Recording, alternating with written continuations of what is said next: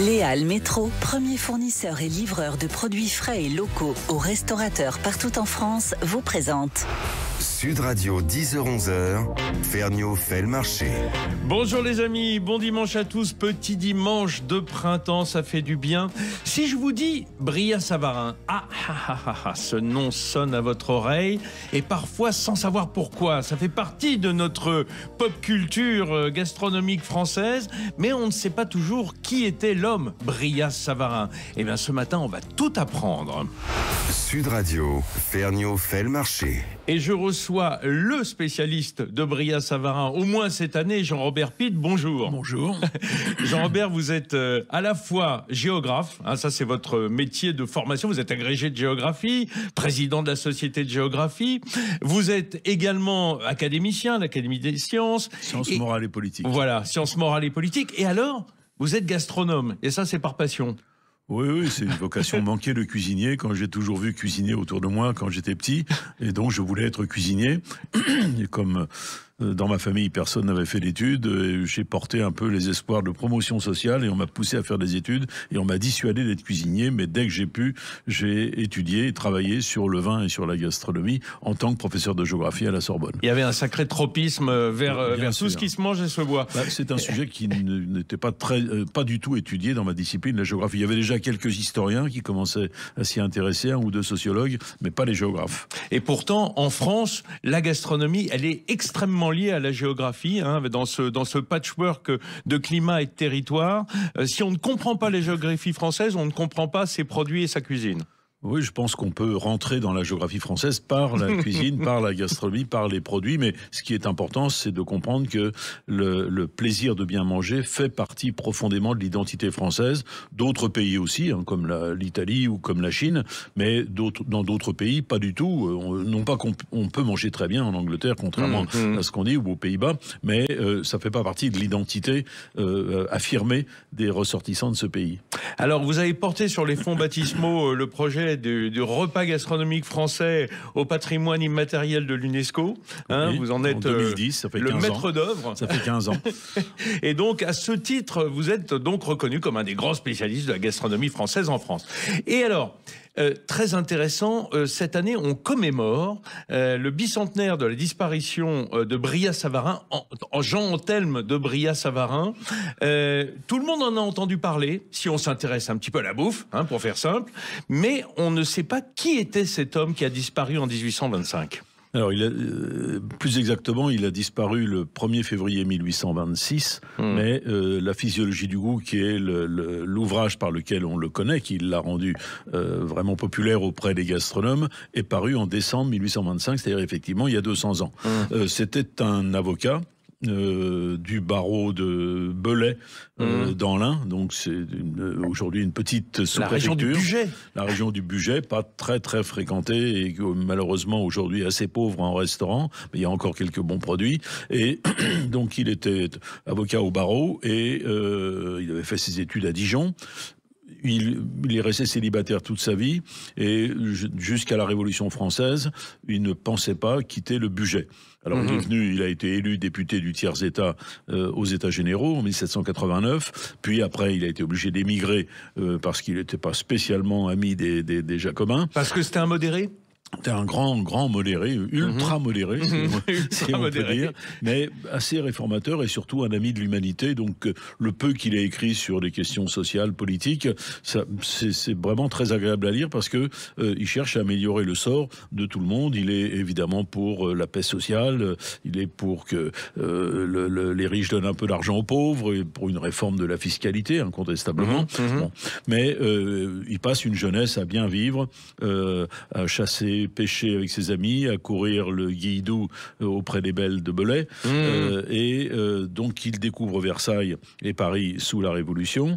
Ensuite il revient à Belay, il émigre aux États-Unis, pardon je me répète, et finalement il revient et en 1800 il réussit à être élu juge à la Cour de cassation, c'est-à-dire la plus haute juridiction française. Donc et grand magistrat. Grand magistrat, il passe les 25 dernières années de sa vie entre Paris, où il vit habituellement, rue de Richelieu, à proximité des mecs de la gastronomie, que sont les Halles de Paris, et le Palais Royal, où il y a tous les restaurants, les premiers restaurants, et tous les grands traiteurs.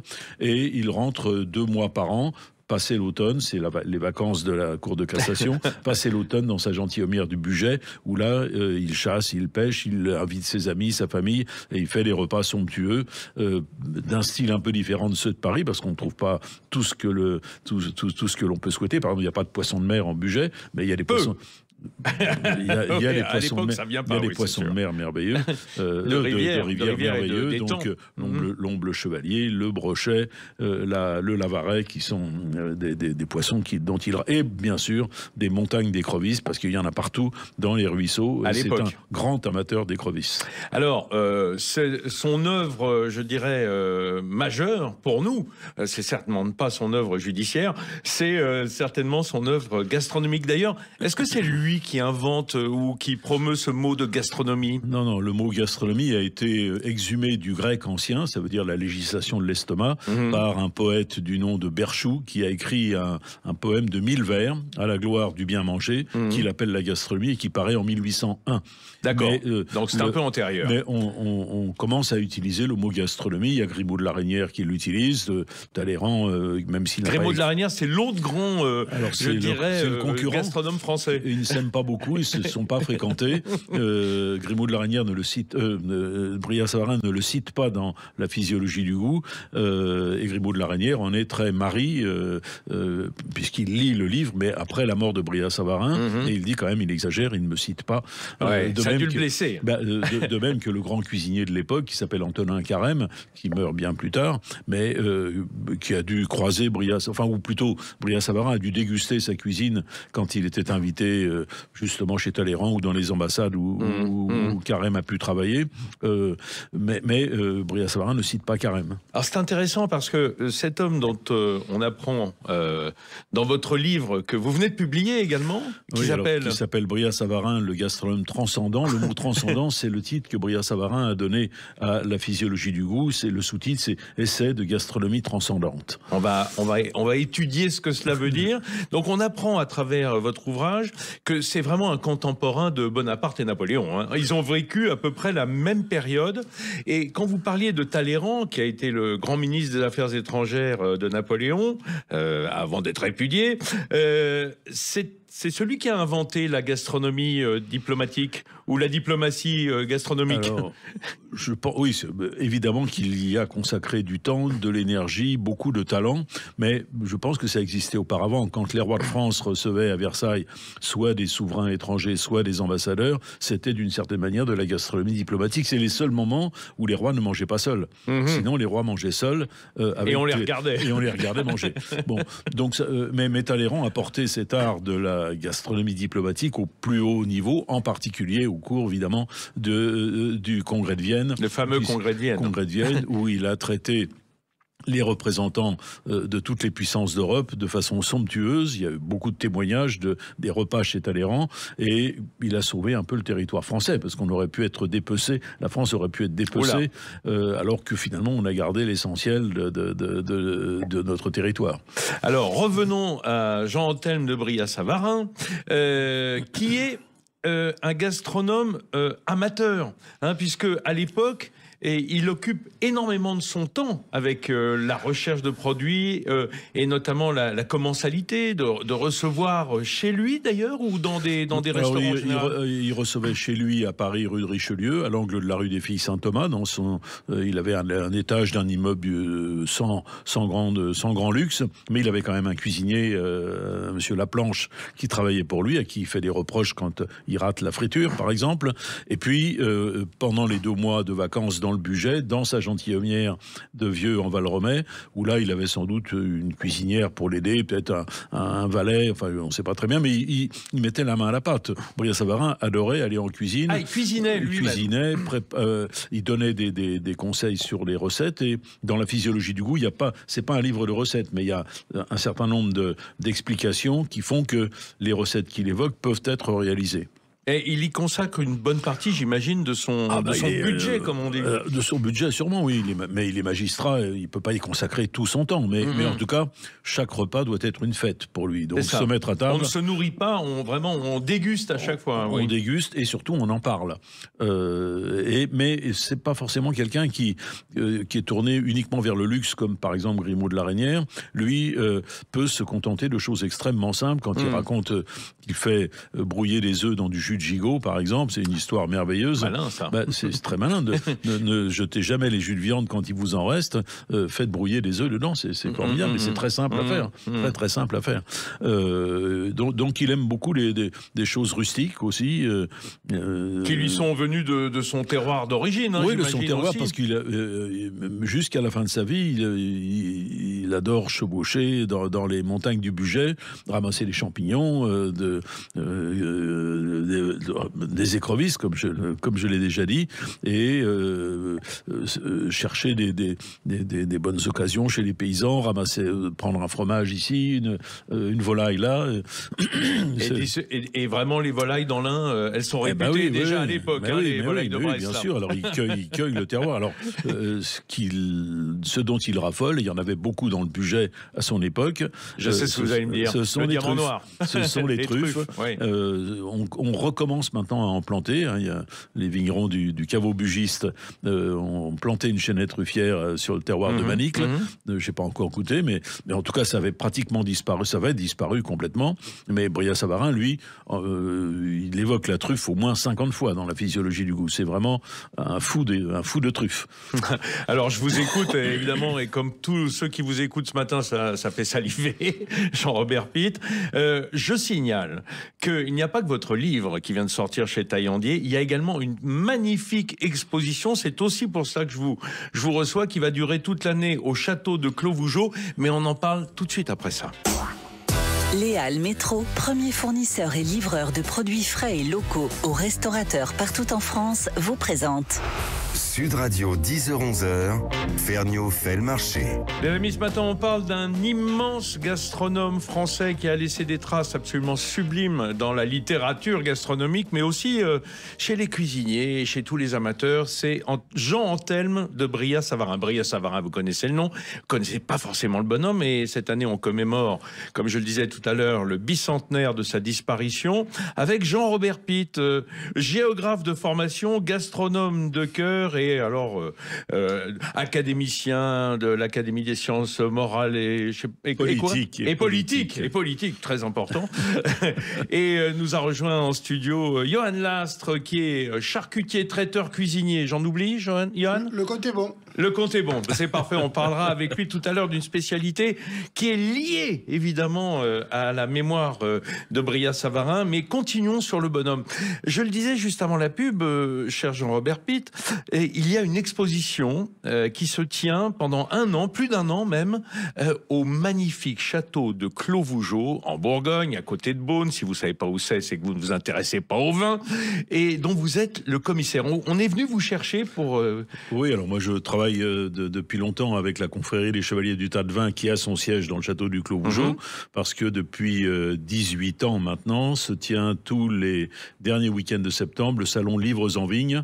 Et il se trouve que j'ai présidé la première édition. On m'a dit puisque ça s'est bien passé, tu vas rester président d'honneur à vie. D'accord. Donc j'y vais tous les ans. C'est un moment extraordinaire parce que beaucoup d'auteurs qui viennent.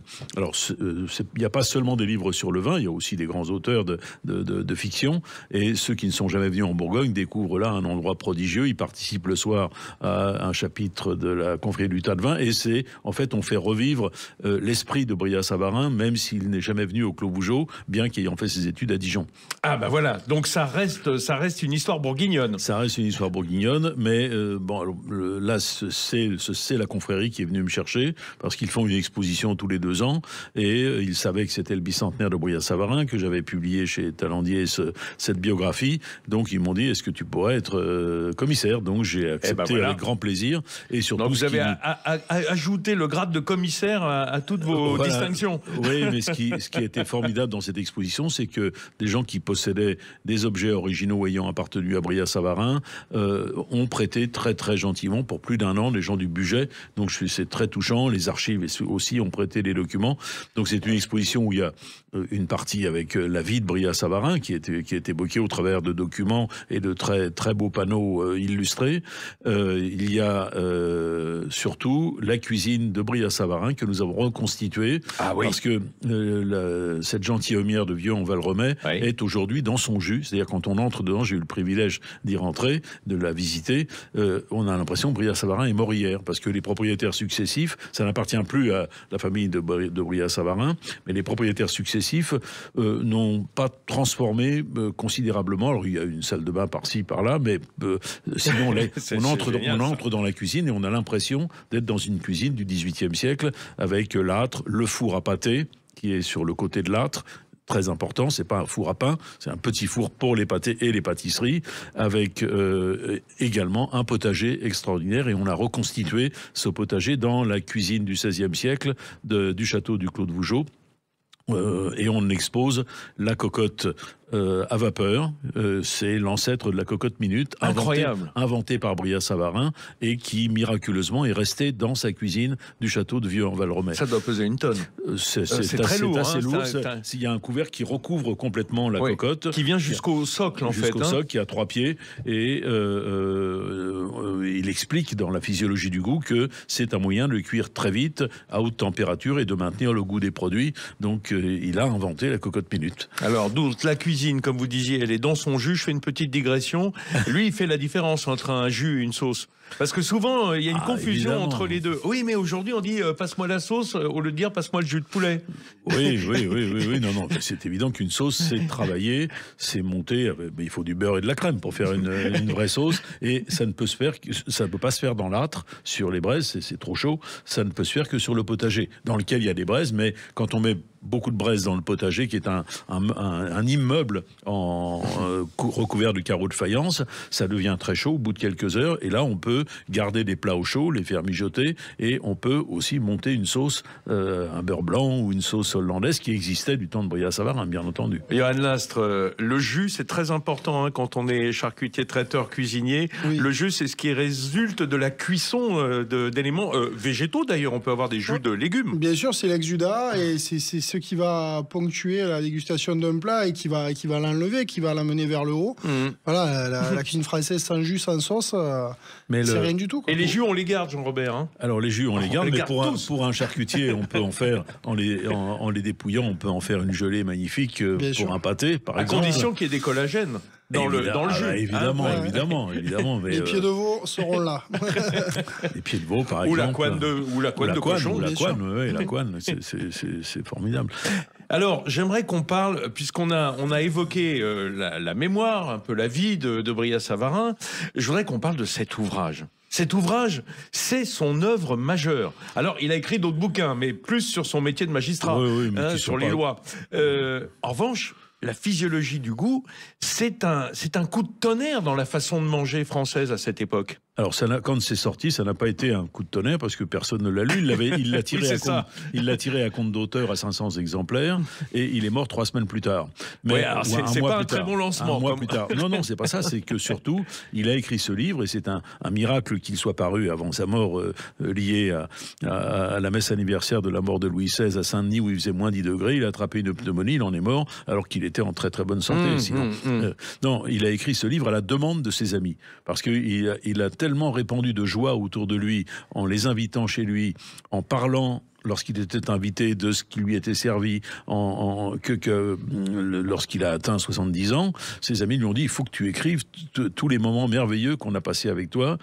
Il voulait le conserver en fait. C'était l'invention du livre. Ce sont ses amis qui lui ont dit il faut que tu le fasses pour nous, fais-le pour nous. Parce que lui n'avait pas l'intention spécialement, c'était un bon vivant et la jouissance était au jour le jour, à chaque repas, petit déjeuner, dîner. Qui était le déjeuner actuel et souvent le souper le soir. Bien sûr. Donc, voire même une collation dans la nuit, hein, si on se couchait un peu tard. Oui, et puis un petit goûter dans l'après-midi et un petit machon vers 10h du matin. Il faut se nourrir quand même. Mais c'était vraiment un homme de plaisir, mais de partage. Et donc, on sent très bien quand on lit ce livre qu'il veut répandre la joie autour de lui et c'est un ami de l'humanité. Donc, sa carrière politique est assez, comment je dirais, un peu girouette, comme c'est à l'époque. À l'époque, voilà, la Révolution, le Directoire. Tout était bien pour lui. Il a réussi à sauver sa tête. Le consulat et l'Empire. Mais il aimait vraiment les gens, et en particulier à table. Donc, il passait sans doute quelques heures dans sa journée à table, comme aujourd'hui. Les Français sont ceux qui passent le plus de temps à table, 2 heures par jour, alors que les Américains ne passent qu'1 heure par jour à table, en moyenne. Il y a une question qui m'intéresse quand même, Jean-Robert, c'est un livre qui est relativement diététique. Enfin, je veux dire diététique. Non, mais dans l'acception de l'époque. Mais ce que je veux dire, il était connu, non pas pour ses œuvres au début de sa carrière, mais on disait que c'était un homme de haute stature, avec une belle prestance. Donc c'était un homme grand. Il n'a pas fini ultra obèse. Enfin, je veux dire, même s'il était replet. On a un seul portrait de lui qui a été fait au crayon en 1789, quand il arrive aux États généraux à Versailles. Et il a il était né en 55, donc il a 34 ans à l'époque, et c'est seulement son visage, mais on voit c'est quand même un bon vivant. Voilà. Il est replet. Il a des poignées d'amour probablement, qu'il a gardé toute sa vie. Mais effectivement, il critique l'obésité, mais pour lui, l'obésité commence vers 300 livres, quelque chose comme ça. Ah oui, d'accord. Alors effectivement, la diététique était un peu différente à l'époque. Parlons de son apport majeur à la gastronomie française, qui sont en fait ses pensées, ses aphorismes. Les aphorismes, oui. Alors moi, on en a tous en tête. Dis-moi ce que tu manges, je te dirai qui tu es. Ça, c'est peut-être le plus important. Un dessert sans fromage est une belle à qui il manque un œil. Mais le plus original, vraiment, c'est celui dans lequel il dit, alors j'ai plus les mots exacts en tête, mais dans lequel il dit: ceux qui prétendent qu'il ne faut pas changer de vin au cours du repas se trompent complètement. Au 3e verre, les papilles se saturent et on n'éprouve plus aucune sensation. Donc c'est d'un modernisme incroyable. Quand on lit l'ensemble de la physiologie du goût, il suggère des quantités de mariage entre les mets et les vins. Quand il dit, par exemple, avec le faisan à la Sainte-Alliance, qui est farci de purée de bécasse et de truffes, il faut évidemment un vin de Haute-Bourgogne. Avec le parmesan, un vieux parmesan, il faut servir du madère. Donc il est fondateur de cet art si français qu'est le mariage des mets et des vins. Ce qu'on appelle le pairing dans notre monde actuel. Mais dans le monde anglo-saxon. Mais c'est très important parce que sous l'Ancien Régime, même s'il y avait des repas somptueux, en particulier à la cour et dans la haute aristocratie, c'était le service à la française, dans lequel on mettait tous les plats d'un service ensemble sur la table. Vous pouviez avoir 20 plats ensemble, donc vous mangiez ce qui était à portée de votre main, donc un morceau de poisson, un morceau de volaille, un morceau de gibier, des plats en sauce, des plats rôtis, parfois même du sucre, certains plats sucrés mélangés à des plats salés. Et donc, dans le repas à la française, qui a survécu pratiquement jusqu'au milieu du 19e siècle, Antonin Carême, qui est le grand chef de l'Empire, ne servait que des repas à la française. Mais sous l'Empire naît le repas à la russe, à la fin de l'Empire, inventé par le prince Kourakine, ambassadeur de Russie à Paris, c'est pourquoi on l'appelle à la russe, et qui, lui, se fait servir les plats les uns après les autres. Les uns après les autres. Et donc, ça permet... Dans un ordre. Dans ce cas-là, ça permet de varier les vins. Tandis que sinon, on prend le même vin pour se rafraîchir. Ou alors, on prend ce qu'il y a sur la table, quoi. Non, les vins ne sont jamais sur la table. Ils sont sur une desserte. D'accord. Et on sert toujours des vins mélangés avec de l'eau et de la glace. D'ailleurs, on a les moyens d'avoir de la glace. Napoléon était connu pour ça. Il avait toujours son chambertin avec lui dans toutes ses campagnes, avec un peu d'eau dedans. Et de la glace. S'il pouvait trouver de la glace. Ouais. Mais en Russie, il en a trouvé. Mais dans la cave de Brillat-Savarin, dont on connaît la composition juste après sa mort, il y a des vins de partout, pas en très grande quantité, c'est pas une cave gigantesque, mais il y a par exemple 39 bouteilles de Clos Vougeot dans sa cave. Qu'on aimerait bien retrouver aujourd'hui. Encore un mot, il y a un aphorisme, moi, que j'adore et qui est parfois un peu obscur. C'est: on devient cuisinier, mais l'on est, du verbe naître, rôtisseur.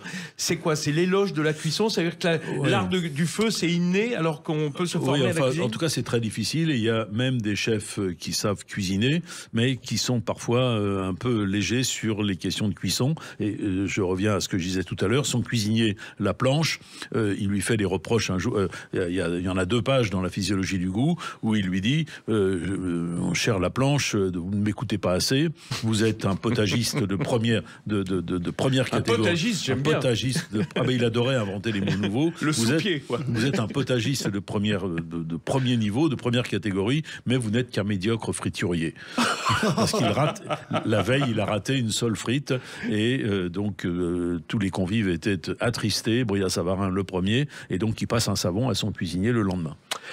Cher Jean-Robert Pitt, le temps passe extrêmement vite. Je rappelle que tout ce que vous venez de nous dire, on le retrouvera évidemment en podcast si vous voulez réécouter, mais surtout dans votre livre sur Brillat-Savarin qui vient de paraître aux éditions Talendier, et également dans cette magnifique expo. Si vous passez par Beaune, faites le détour par le château de Clos-Vougeot pour découvrir l'exposition sur Brillat-Savarin. Il y a la Cité de la gastronomie à Dijon, il y a le Clos-Vougeot, et maintenant il y a la Cité du vin à Beaune, donc vous pouvez passer une journée absolument merveilleuse. Les vacances, sans quitter la table. Merci beaucoup Jean-Robert Pitt. Nous on reste avec Johan Lastre parce qu'on va parler quand même d'un autre apport majeur à la gastronomie française qui est l'oreiller de la Belle Aurore. On va tout savoir dans 2 minutes. Léal Métro, premier fournisseur et livreur de produits frais et locaux aux restaurateurs partout en France, vous présente Sud Radio, 10h-11h, Ferniaud fait le marché. Ce matin, un panier du marché bugiste bien chargé, puisque nous avons, alors en pêle-mêle, un livre de Jean-Robert Pitt qui est encore avec nous, mais qui va s'éclipser dans quelques secondes, un livre sur Brillat-Savarin, dont on commémore le bicentenaire de la mort, une exposition au château de Clos-Vougeot sur le même sujet, dont le même homme est commissaire général, et puis on va aborder un de ces apports les plus importants à la gastronomie française, qui est le roi des pâtés-croûtes. Alors, Jean-Robert Pitt, il n'aime pas qu'on dise pâté-croûte, c'est un pléonasme. C'est un pléonasme. Parce que pâté, ça veut dire dans de la pâte. Mais on est bien forcé de vivre avec notre époque. Sinon, si on va chez le charcutier et qu'on demande du pâté, on vous donnera jamais du pâté en croûte. Non, on vous donne de la terrine. Ou de la verrine. Ou de la verrine, c'est encore pire. Donc, je voudrais qu'on parle de ce fameux oreiller de la Belle Aurore. Un mot peut-être, Jean-Robert. C'est un pâté, donc pâté-croûte, qui a été créé en l'honneur de la mère de Brillat-Savarin, mais qui ne s'appelait pas Aurore. Non, elle s'appelait Claudine. Et ce pâté a été baptisé bien après la mort de Brillat-Savarin, en 1893, par un petit-neveu de Brillat-Savarin qui s'appelait Lucien Tendray et qui a écrit un livre merveilleux qui s'appelle La table au pays de Brillat-Savarin, en hommage à son grand-oncle. Alors là, pour le coup, à cette époque-là, le livre était célèbre. Et dans la physiologie du goût, il est beaucoup question de pâté. Dans la maison de Brillat-Savarin, il y a un four à pâté dans l'âtre. Et surtout, dans la physiologie du goût, il évoque sans doute le pâté le plus émouvant de sa jeunesse. Un jour, il va jouer de la musique et chanter la messe pour la Saint-Bernard dans une abbaye perdue dans la montagne, qui est l'abbaye de Saint-Sulpice à Tézilieu, une abbaye de Bernardins, et il y va avec ses amis pour jouer un petit orchestre d'amateurs. Ah oui, il y a un groupe. Et donc... Ils partent à cheval depuis Belay, ils montent dans la montagne et ils arrivent à 5h du matin à l'abbaye pour pouvoir chanter à la messe. Et le père Célérier les attend et leur dit: on vous a préparé une petite collation. Ils arrivent dans le réfectoire et alors la phrase c'est la table est garnie magnifiquement. Au centre d'une immense table trônait un pâté grand comme une église. Au nord, il était flanqué au nord d'un jambon énorme, au sud d'une pelote de beurre monumentale, à l'ouest d'un carré de veau, et à l'est d'artichauts à la poivrade. On savait vivre chez les moines. Et il y avait dans une fontaine sur le côté 100 bouteilles de vin qui étaient arrosées par de l'eau fraîche qui murmurait et voait baquer. Moi je veux bien rentrer dans les ordres là. À ce compte-là. Voilà, bon appétit et large soif. Merci Jean-Robert, je vous libère parce que je crois qu'il y a une seule meunière sur le feu quelque part qui vous attend. Merci en tout cas beaucoup. Johan Lastre, Lastre, je le disais tout à l'heure, vous êtes à la fois charcutier, traiteur et cuisinier à Paris, rue de Grenelle, sur la rive gauche. Johan, l'oreiller de la Belle Aurore, chez vous, il s'appelle l'oreiller de la Belle Marion. Alors d'abord, c'est un hommage à votre femme. Mais c'est pas la première fois qu'on se trompe de nom, apparemment. Hein, non, apparemment. Ça devrait s'appeler l'oreiller de la Belle Claudine. Mais oui, un hommage à ma femme, bien sûr, pour qui, sans elle, rien n'est possible. On a créé l'entreprise il y a 8 ans et dès qu'on a fait un pâté assez volumineux, conséquent, on l'a appelé l'oreiller de la Belle Marion. Et aujourd'hui, sur la période de gibier, chasse, nous faisons l'oreiller de la Belle Aurore. Qui vient de se terminer d'ailleurs, il y a un peu plus de 10 jours. Alors, Johan, je vous ai fait venir parce que vous êtes un grand spécialiste. Vous êtes reconnu pour vos pâtés croûtes. On peut le dire maintenant que Jean-Robert Pitt est parti. Vous êtes reconnu parce que vous avez été champion du monde de pâtés croûtes. En 2012, il y a une belle dizaine d'années. Bon, bah voilà. Et ça reste. Ça reste dans votre ADN. J'ai envie de dire, les gens viennent beaucoup chez vous pour beaucoup d'autres spécialités, mais notamment pour ce pâté croûte ou pâté en croûte. Bien sûr, les pâtés en croûte au sens large toute l'année et vraiment sur la saison de l'oreiller au gibier façon Brias-Savarin à la période de la chasse et de la truffe. On est souvent en rupture en fin de semaine quand on fait des pâtés. Parfois, notre pâté il fait 14 kilos sorti du four, mais on peut cuire 3 pâtés dans la semaine, sachant qu'on est ouvert que 3 jours et demi par semaine, environ 30 heures. En 30 heures, on peut vendre 3 pâtés de 14 kilos, plus tous les pâtés annexes.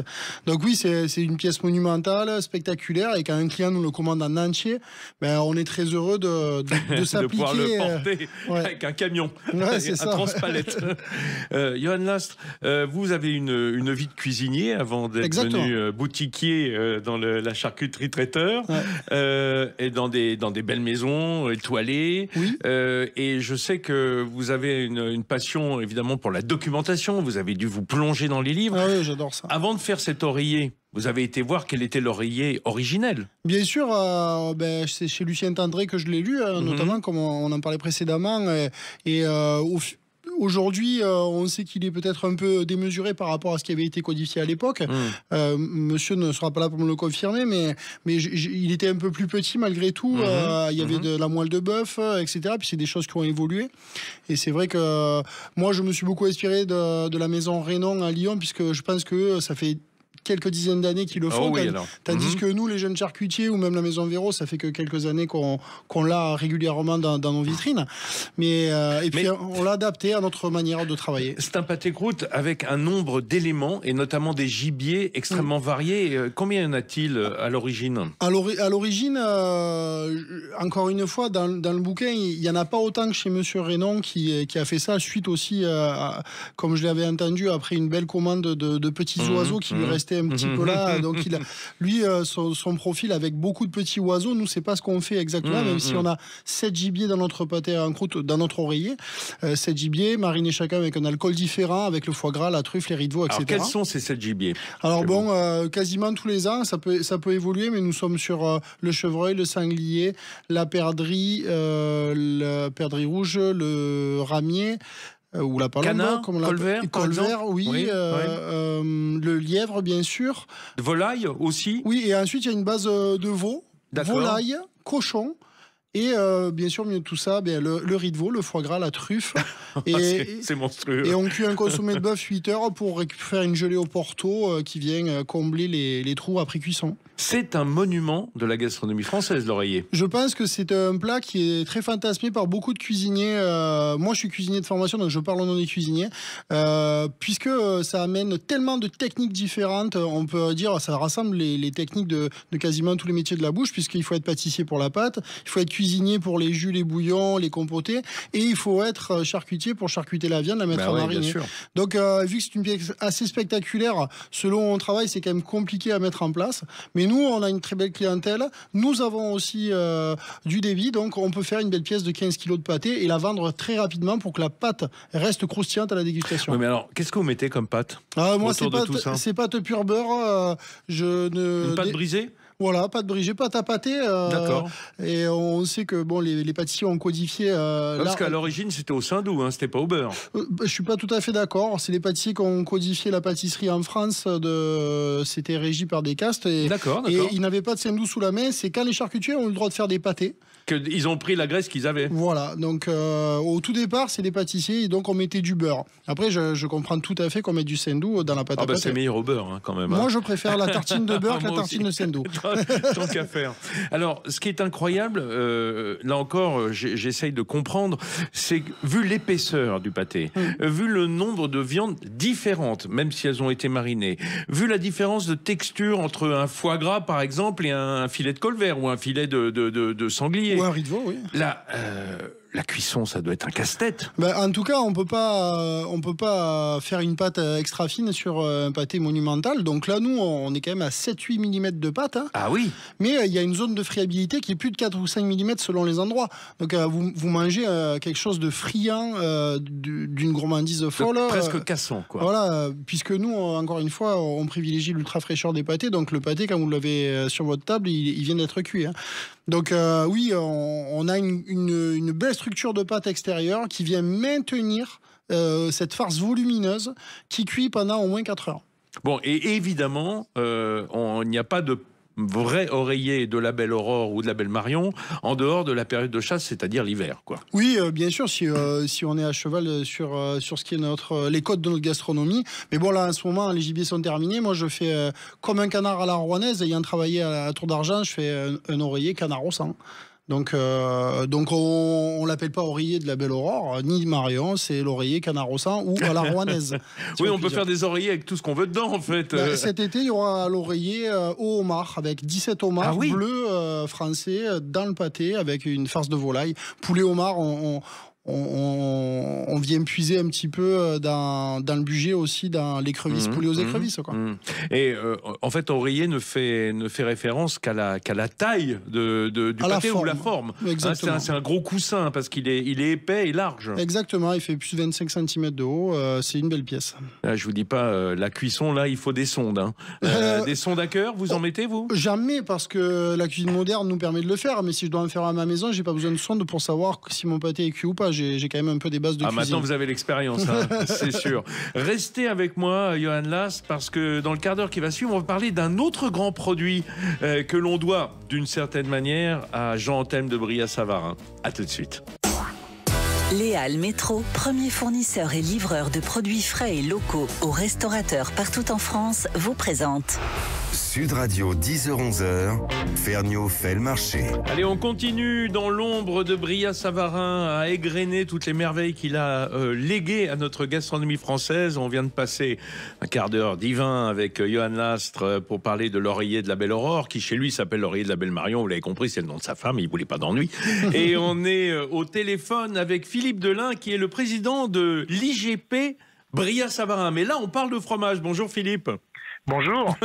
Parce que c'est vrai que Brillat-Savarin, on pense au personnage, hein, surtout qu'on vient d'en parler pendant 3 quarts d'heure. Mais le fromage, lui, ça n'est pas une invention de Jean-Antelme de Brillat-Savarin, c'est en fait une sorte d'hommage.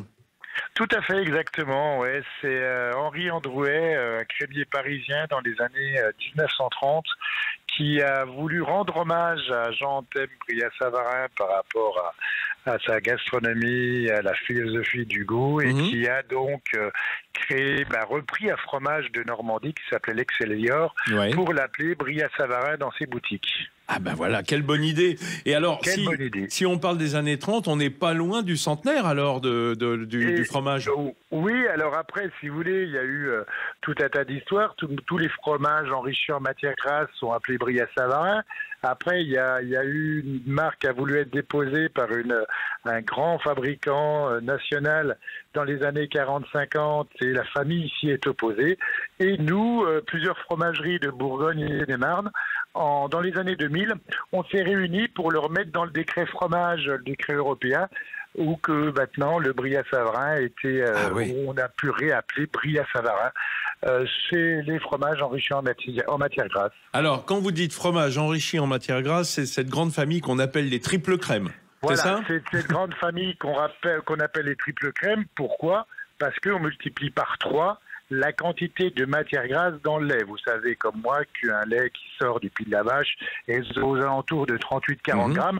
Et ben nous, on le monte jusqu'à 120 grammes, 115 grammes pour justement multiplier par 3 et faire ce fromage enrichi en matière grasse sans changer la matière protéique. C'est là où est vraiment est fort.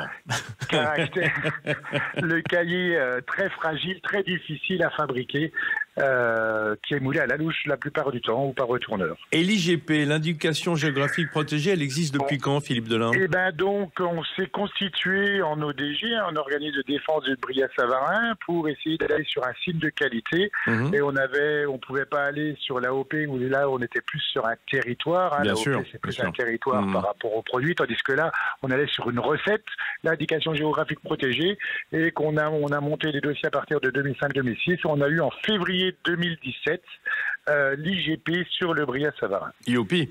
Alors, c'est intéressant parce que ces fromages triple crème, je vois l'œil de Johan Lastre qui est gourmand. D'abord, ça vous plaît, vous? Ça nous plaît tellement qu'on en fait tout l'hiver avec 10% de truffes noires du Vaucluse dedans. Voilà.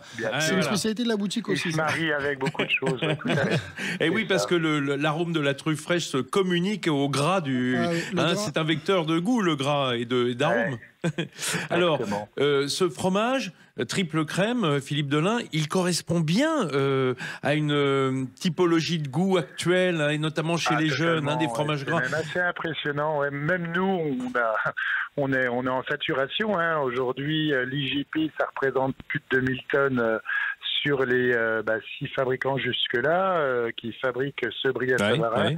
Et c'est un fromage qui plaît à tous les palais, hommes, femmes, enfants, qui s'exporte très bien. Aujourd'hui, nous, on exporte pas loin de 38-40% de Brillat-Savarin dans le monde entier. Et c'est fou, ça. Oui, c'est assez impressionnant. Oui, parce qu'en fait, c'est un fromage qui s'affine très bien et qu'on peut le mettre aussi bien en cloche ou en bois de bois. Et il continue son affinage dans ces emballages-là. Et ça permet, quand il arrive de l'autre côté du monde, à être encore, pour être commercialisé. Ou il y en a même, si vous voulez, j'ai vu aux États-Unis complètement, qui gardent encore 15 jours, 3 semaines, un mois. Ils liquéfient, ils enlèvent la petite couverture blanche. Et ils y vont à la cuillère. Et ben voilà, ils vont à la cuillère. Comme dans les Monts d'Or. C'est ça, mais c'est... Sauf que le Brillat-Savarin, pour ceux qui ne l'ont jamais vu, ça ressemblerait, je dirais, à un gros chaours, si vous l'avez déjà vu. C'est-à-dire, c'est une croûte fleurie, mais très peu fleurie, assez blanche quand même. Exactement, mais en fait, le Brillat-Savarin, c'est le cousin du chaours. Le chaours, c'est exactement la même fabrication, sauf on enrichit la matière grasse. Pour le Brillat-Savarin, vous savez, en Bourgogne, on n'a jamais été bien plus loin. Oui, mais c'est déjà bien. Puis en fait, c'est un cahier lactique, c'est une coagulation de 18 heures, comme tous les fromages bourguignons. Et ça, on a une recette vraiment en Bourgogne de fabrication, les cahiers lactiques, une coagulation très très lente, 18-20 heures, comme les poisses, le sous-matrin, le charolais, les mâconnais pour les chèvres, ou alors donc le Brillat-Savarin et le chaours. Mais le sous-matrin, c'est un autre fromage enrichi en crème, non? Alors non, le sous-matrin, c'est pur lait cru. Une croûte lavée, c'est plus lait sur l'époisse. C'est un époisse qui est moins affiné, moins frotté au marc de Bourgogne. D'accord. Mais ça va plus sur une croûte lavée, le sous-matrin. Et chez vous, chez Brillat-Savarin, c'est du lait cru ou c'est du lait pasteurisé thermisé? Alors, on a les deux, si vous voulez. Alors, il y a aussi pourquoi on faisait des fromages enrichis en matière grasse, qu'on avait des excédents de crème. Aujourd'hui, c'est l'or jaune, la matière grasse. On a du mal à en trouver. Le beurre, il explose. On voit bien tout dans tous les commerces. Et à cette époque-là, la crème, elle ne valait rien. Donc, en Seine-et-Marne, ils faisaient beaucoup de brie. Donc, c'était des excédents de matière grasse de la fabrication de brie qui remettaient en dehors du lait. Donc, comme c'était des fromages au lait cru, là-bas, on va retrouver plus des brilets au lait cru en Seine-et-Marne. Et en Bourgogne, comme c'était de la crème qui venait des coopératives, des matales, il fallait pasteuriser la crème pour la garder. Et en Bourgogne, on fait la plupart du temps que du Brillat-Savarin pasteurisé. Donc, il y a vraiment les deux dans l'IGP. Vous avez des fabricants de lait cru et des fabricants au lait pasteurisé. et crème pasteurisée. J'ai même entendu dire, Johan Lastre, hors micro tout à l'heure, qu'il y en avait un qui traînait dans un frigo depuis combien de temps? Ça fait 1 an et demi que j'en tiens un, je fais une expérience.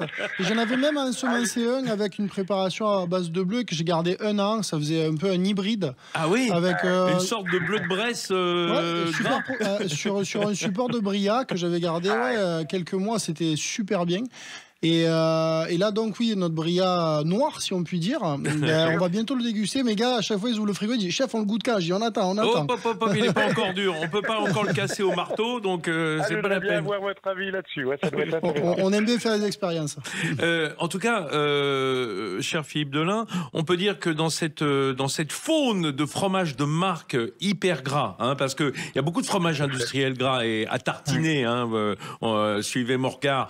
Là, c'est un fromage qui est entièrement naturel, qui est fait avec un savoir-faire traditionnel.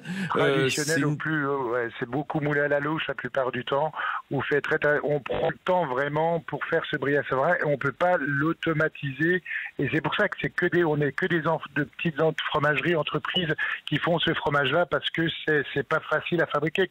Vous savez, quand on fabrique un fromage, c'est la matière protéique qui fait le ciment, tout ça, qui va réunir les micelles de caséine, tout ça pour refaire cette. Et nous, en fait, c'est un fromage, c'est très difficile parce que c'est très fragile. On n'augmente pas cette matière protéique. Et après, il y a cette amertume aussi qui peut être difficile. Sur la finale. Comme par exemple les Neuchâtel en Haute-Normandie. Et donc, entre la matière grasse, l'affinage, l'égouttage et tout ça, c'est très très difficile. C'est technique. C'est très technique. Nous, on met réellement pratiquement 15 jours pour quand le lait arrive et que le fromage sort, on a pratiquement minimum 15 jours d'affinage. Après, si on veut bien, on aurait encore 15 jours de fabrication et d'affinage. Et après, il faudra encore les réaffiner pendant 15 jours, 3 semaines pour le remettre sur une belle table. Faites un sacré boulot. Et les affineurs derrière, les fromagers affineurs, bien sûr. Les fromagers affineurs, parce qu'il ne faut pas les oublier, ils font aussi leur travail sur ce fromage-là. Ouais. Merci beaucoup, Philippe Delain, d'avoir été avec nous pour évoquer ce beau fromage de Bria Savarin. Je vous souhaite des jours meilleurs, mais je sais qu'en ce moment, avec les problèmes d'achat de lait par les États-Unis et les taxes qui se profilent, vous devez être sacrément à la manœuvre avec vos producteurs laitiers. Mais bon, après, heureusement qu'on en a encore, c'est ça aussi qu'il faut dire. C'est ce qu'il faut se dire. On n'est plus rien, quoi. Merci Philippe Delain, merci Johan Lastre d'être venu évoquer cet oreiller sur lequel on poserait bien la joue et même la main. Il faut venir. En passant par chez vous en saison. Voilà les amis, on va passer un beau dimanche ensemble. J'espère que vous aurez de quoi vous restaurer parce que l'heure du déjeuner approche et moi ça m'a sacrément creusé. On se dirige vers les infos de 11h. Après on retrouve comme tous les dimanches Alexandre Devecchio en toute vérité. Et si vous avez raté l'émission, soyez pas bêtes, en podcast ou alors sur YouTube. Comme ça vous verrez nos beaux visages rassasiés d'oreillers de la belle aurore. Allez, à dimanche prochain, passez une belle journée sur Sud Radio. Léal Métro, premier fournisseur et livreur de produits frais et locaux aux restaurateurs partout en France, vous a présenté Sud Radio, Ferniaud fait le marché.